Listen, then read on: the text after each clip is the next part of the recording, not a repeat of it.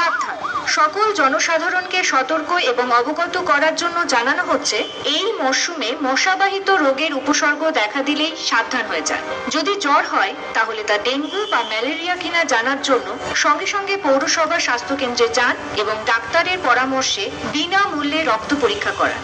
ডেঙ্গুর জ্বরে আক্রান্ত রোগীর যদি রক্তক্ষরণ, প্রস্রাবের সমস্যা, দিনে 2 থেকে 3 বার বমি, প্রচন্ড পেট ব্যথা, মাথা ঘোরা, বেহুশ ভাব দেখা দেয়, সঙ্গে সঙ্গে রোগীকে হাসপাতালে নিয়ে যান। ডেঙ্গুর রোগীকে কেবলমাত্র প্যারাসিটামল ও ঘরের তৈরি খাবার ও তরল জাতীয় খাবার দিন। বাইরের খাবার একদমই দেবেন না।